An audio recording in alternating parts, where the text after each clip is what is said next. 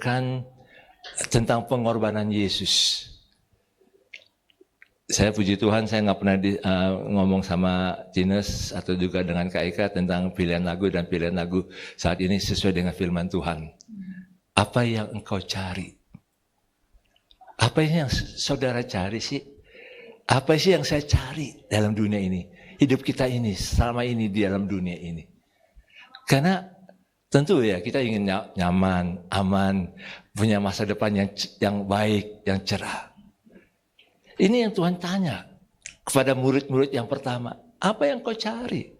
Mari kita lihat firman Tuhan dari Yohanes 1 ayat 35 sampai dengan 39. Yohanes 1 ayat 35 sampai dengan 39. Demikian firman Tuhan.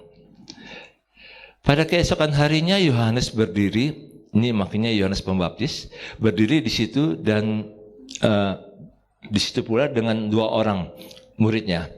Dan ketika ia melihat Yesus lewat, ia berkata, lihatlah anak domba Allah. Kedua murid itu mendengar apa yang dikatakannya, lalu mereka pergi mengikuti Yesus. Tapi Yesus menoleh ke belakang, ia melihat bahwa mereka mengikut dia, lalu berkata kepada mereka, apakah yang kamu cari? Kata mereka kepadanya, Rabi, artinya guru, di manakah engkau tinggal? Ia berkata kepada mereka, marilah dan kamu akan melihatnya. Mereka pun datang dan melihat di mana ia tinggal. Dan hari itu mereka tinggal bersama-sama dengan dia. Waktu itu kira-kira pukul 4. Ini yang Yesus katakan, apa yang kau cari? Ini perkataan kalimat yang ketiga dalam pelayanan Tuhan Yesus. Kita harus mengerti pertanyaan Yesus ini, apa yang kau cari? Hai kamu yang ikut aku saat ini, 2 orang ini, Yohanes dan Andreas, kamu ikut aku saat ini. Apa sih yang kamu cari dari aku? Ini pertanyaan juga untuk kita. Kita ikut Yesus, kita ikut ke gereja, kita ikut menyembah Tuhan. Apa sih yang kita cari? Apa? Tuhan, saya ikut engkau, saya menyembahmu supaya aku diberkati. Tuhan, aku mengikut engkau, aku berdoa kepadamu, aku minta pertolongan kepadamu, supaya jangan aku sakitlah Tuhan. Tuhan, aku berdoa Tuhan, supaya engkau juga memberkati aku berlimpah-limpah. Tapi Tuhan tanya, apa sih yang engkau cari? Pertanyaan Tuhan ini saudara, sebenarnya kita harus melihat dalam konteks apa sih yang Tuhan sedang buat. Ini kalimat yang ketiga dari perkataan Tuhan Yesus yang dicatat dalam Alkitab. Pertanyaan pertama, pernyataan pertama dari Tuhan Yesus, itu kita bisa lihat dalam Lukas 2, waktu Tuhan Yesus umur 12 tahun, dan dia ada di Bait Allah, waktu di Bait Allah itu dia ditinggal oleh Yusuf dan Maria. Dan waktu Yusuf dan Maria kehilangan Yesus selama 3 hari, Yusuf dan Maria balik lagi ke Yerusalem dan bertanya, kenapa kamu ada di sini?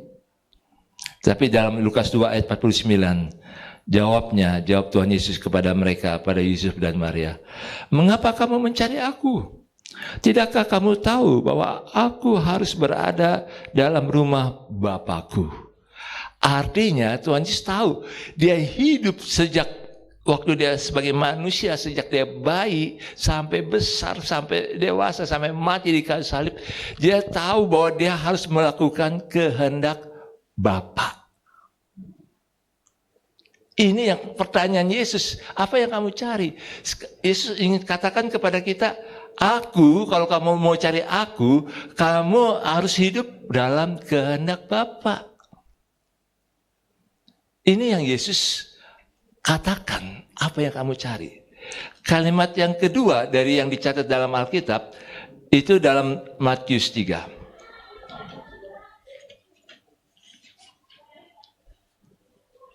Waktu Yesus mau dibaptis oleh Yohanes. Dan Yohanes, waktu Yesus datang pada dia untuk minta dibaptis, Yohanes bilang, jangan aku yang baptis kamu, aku nggak layak. Tapi dalam Matius 3 ayat 15. Matius 3 ayat 15. Firman Tuhan berbunyi demikian. Lalu Yesus menjawab, Katanya kepada Yohanes Pembaptis, biarlah hal itu terjadi, karena demikianlah sepertinya kita menggenapkan seluruh kehendak Allah. Dan Yohanes pun menurutinya. Jadi konteks apa yang kamu cari? Konteksnya adalah, apakah kamu mau gak sama-sama dengan aku, kata Yesus, melakukan kehendak Tuhan, kehendak Bapa. Ini hal yang sangat dalam sekali Bapak, Ibu, dan Saudara. Dalam hidup kita ini, apakah yang kita dapatkan sih dalam ikut Yesus? Mau gak kita ikut dalam melakukan kehendak Tuhan? Kehendak Tuhan. Maka kalau kita kembali pada Yohanes 1 ini, Saudara, ini yang mengagetkan saya sebenarnya waktu saya baca Yohanes 1 ayat 35. Waktu Yohanes lihat Yesus kedua kalinya lewat pada waktu dia lagi pelayanan, dan dalam ayat 35 dikatakan, pada keesokan harinya Yohanes berdiri di situ pula dan dengan 2 orang muridnya. Dan ketika ia melihat Yesus lewat, ia berkata, lihatlah anak domba Allah. Seharusnya Yohanes, saya pikir seharusnya Yohanes bilang gini, lihatlah singa dari Yehuda. Kan lebih keren dong. Kalau ini bilang anak domba Allah. Seharusnya singa dari Yehuda dong, supaya orang takjub. Wah, ini orang hebat nih. Yesus waktu itu belum melakukan mujizat, dia belum berkhotbah. Tapi Yohanes Pembaptis memperkenalkan Yesus, lihatlah anak domba Allah. Kalau saya jadi orang murid-murid pada waktu itu, saya pikir, kok anak domba ya? Kok nggak bilang singa dari Yehuda? Kok nggak dibilang anak Allah yang hidup? Kok dibilang anak domba? Lemah. Kalau anak domba kan lemah. Kalah dengan naga. Kalau dalam kitab Wahyu itu iblis itu digambarkan naga dengan singa yang dengan naga berkepala 10 lah, dengan kekuatan yang luar biasa menakjubkan. Tapi Yohanes Pembaptis katakan, lihatlah anak domba Allah. Maksudnya daripada Yohanes Pembaptis ini katakan demikian. Yesus ini anak Allah, manusia yang menjadi manusia, mau melakukan kehendak Allah untuk menjadi menebus kita. Sejak dia lahir, sejak dia ada sudah mulai besar, dia tetap menempatkan dirinya, Yesus tetap menempatkan diri harus menggenapkan kehendak Tuhan untuk menjadi korban, di kayu salib. Ini sesuatu yang bagi saya, wow. Bagi dunia ini nggak wow. Tapi bagi kita yang percaya, kita yang mengerti arti penebusan Yesus, arti kematian Yesus, ini sesuatu yang wow sekali. Karena sejak kecil, sejak dia ini, waktu Yesus dicobai sama iblis itu menggoda Yesus, mencoba Yesus dengan katakan, Yesus, kau nggak usah mati di kayu salib. Kau tinggal menyembah aku sesaat, semua dunia ini aku berikan kepadamu. Wow, itu tawaran yang menarik loh saudara. Nggak usah menderita, nggak usah mati di kayu salib, nggak usah jadi anak domba, menyembah aku aja kata iblis. Makanya iblis itu berusaha menipu kita dengan menyembah dia. Termasuk ini ada gerakan yang sangat terkenal nih saat ini. Apa namanya? Velocity ya? Ya, Velocity. Tahukah saudara, itu juga sebenarnya penyembahan kepada iblis loh. Gerakannya bagaimana ya? Kan gini ya. Terus ini terus dibalikan.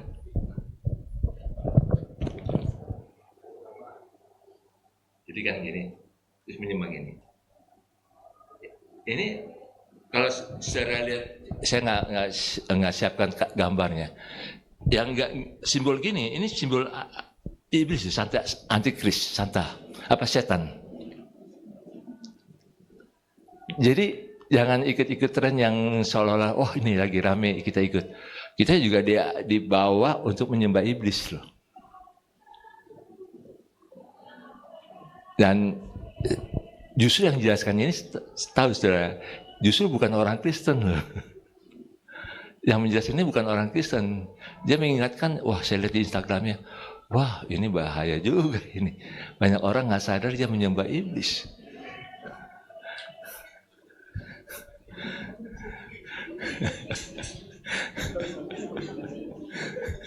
Prabowo juga dia ajak lagi ya. Mungkin Ibu Lip juga bingung nih, apa ini? Tanya sama Iwan aja. Nggak usah tahu di Ibu Lip lah. Pusing nih. Tapi ya itulah, orang-orang ini saat ini kan tertarik dengan hal-hal yang viral, kan yang tren gitulah. Tapi bagi kita mesti waspada. Jangan sampai kita turut menyembah iblis juga. Iblis menawarkan pada dunia ini untuk menyembah dia. Dan sesuatu yang memang sangat bagi Yesus itu bukan. Dia harus mati di kayu salib. Makanya kalau kita mau ikut Yesus, kita harus tahu yang kita ikuti adalah anak domba Allah yang harus mati di kayu salib. Bukan karena dia lemah, tapi dia harus menunjukkan sebagai anak domba harus taat. Domba itu selalu ikut gembalanya. Domba itu selalu ikut gembalanya. Dan kita sebagai pengikut Yesus, kita juga harus bisa mengikuti kehendak Tuhan. Itu sebabnya saudara, apa sih yang kita cari dalam dunia ini? Kalau kita tidak mau ikut kehendak Tuhan, walaupun kita orang Kristen, itu kerugian besar bagi kita. Oh, saya harus jadi kaya. Saya harus kaya.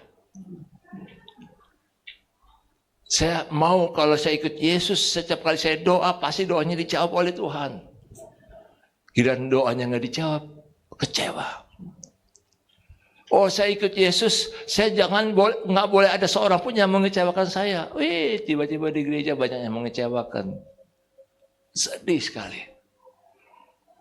Terus kalau saya ikut Yesus di rumah bahagia. Sampai di rumah berantem. Oh, kalau saya ikut Yesus, kalau boleh Tuhan, bedah pisau operasi jangan menyentuh tubuh saya. Tiba-tiba dioperasi. Wah, itu hal-hal yang kadang-kadang kita bisa kecewa loh. Tapi ingat,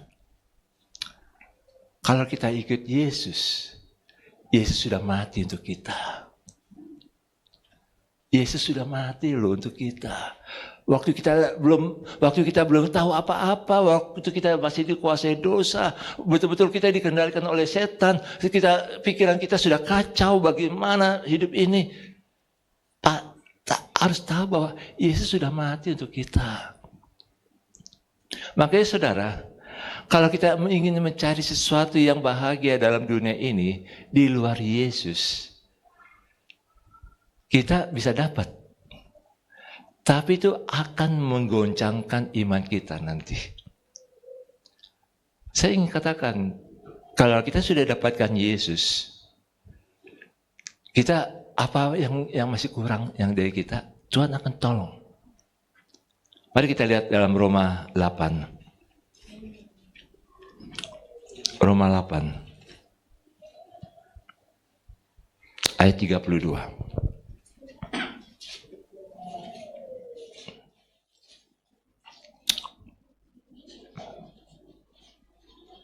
Roma 8 ayat 32.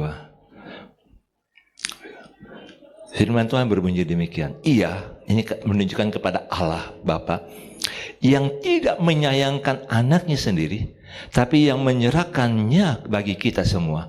Bagaimanakah mungkin ia tidak mengaruniakan segala sesuatu kepada kita bersama-sama dengan dia? Jadi artinya gini, saudara. Allah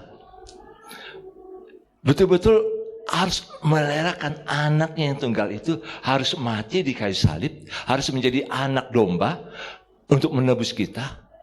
Dia berikan untuk kita. Itu aja dia berikan, yang paling berharga bagi Allah, anaknya yang tunggal itu. Dia berikan kepada kita. Apalagi yang lain. Apalagi yang lain, apalagi yang kita butuhkan dalam hidup ini. Asal kita tahu bahwa Yesus sudah mati untuk saya, Yesus sudah menebus saya, Yesus sudah mengampuni dosa saya. Itu sebabnya saya bisa dapatkan apa yang saya butuhkan sesuai dengan kehendak Tuhan. Maka kita nggak perlu kecewa kalau Tuhan belum menjawab. Kita tidak perlu meninggalkan Tuhan kalau Tuhan sepertinya Tuhan kok tinggalkan kita. Dia tetap mengasihi kita. Kalau ada orang yang mengecewakan kita, kalau ada orang yang menipu kita, jangan kita kecewa sama Tuhan. Kok seolah-olah Tuhan nggak melindungi saya, Tuhan nggak mencegah semuanya itu. Tuhan bisa berikan yang terbaik, yang lebih baik. Itu sebabnya kita harus tahu ini sangat berharga. Makanya jangan tinggalkan Yesus.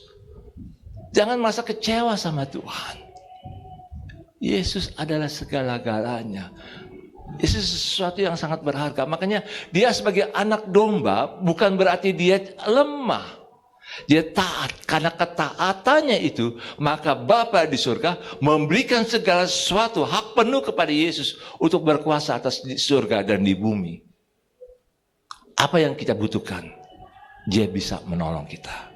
Dia siapkan juga bagi kita. Maka saudara, apapun yang terjadi dalam dunia ini, gejolak-gejolak apa pun yang terjadi dalam dunia, ataupun di sekitar kita, kita tetap percaya Tuhan berikan yang terbaik bagi kita.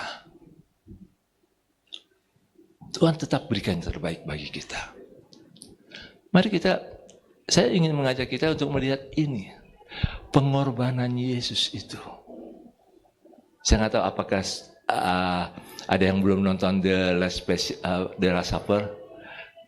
Mungkin sebagian ada yang sudah nonton film The Last Supper itu, tentang perjamuan kudus Tuhan Yesus itu. Itu menggambarkan juga pengorbanan Tuhan Yesus. Waktu dia ditangkap, waktu dia dihianati oleh Yudas, walaupun dan dihianati oleh Petrus juga, dan dia harus menderita sendiri. Itu gambaran yang memang pergulatan batin dari Tuhan Yesus. Dia harus mati di kayu salib. Dia harus biarkan dirinya ditangkap. Apakah dia nggak bisa perintahkan malaikat untuk turun membela dia? Dia bisa. Dia bisa lakukan itu. Memerintahkan malaikat, malaikat turunlah ini. Satu malaikat aja bisa bunuh 180.000 orang. Apalagi pasukan dari surga bisa membunuh banyak manusia pada saat itu. Tapi dia tidak lakukan itu. Kenapa? Karena dia harus taat kepada Bapa. Kata kunci apa yang kita cari, apa yang kau cari, Yesus katakan pada kita, mari turutilah segenap kehendak Bapa di surga. Wah, ini membuat kita rasa aman. Kalau kita tahu Yesus anak domba, bukan dia lemah. Nanti Yesus anak domba itu yang mengalahkan setan. Yesus anak domba itu yang membuat kita jadi perkasa di muka bumi ini. Saya percaya kita semua akan ditolong oleh Tuhan. Situasi dunia boleh bergejolak, situasi di sekitar kita boleh bergejolak. Situasi tempat kerja kita juga boleh bergejolak. Tapi Tuhan itu membuat kita rasa aman. Asal kita berada dalam kehendak Bapa. Dia anak domba yang membuat kita aman dalam tangan Bapa. Mari kita coba, saya ingin mengajak kita untuk baca Yohanes 10.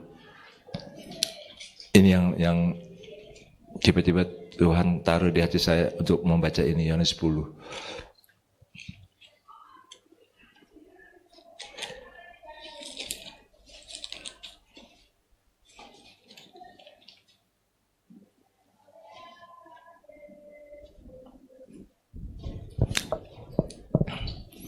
Ayat 28 dan 29.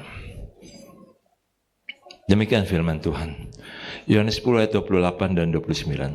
Dan aku memberikan hidup yang kekal kepada mereka, dan mereka pasti tidak akan binasa sampai selama-lamanya. Seorang pun tidak akan merebut mereka dari tanganku. Bapakku yang memberikan mereka kepadaku lebih besar daripada siapapun, dan seorang pun tidak dapat merebut mereka dari tangan Bapa. Artinya kalau kita berada dalam kehendak Bapa, Kita ada dalam tangan Yesus dan tangan Bapa. Tidak ada yang bisa mengambilnya.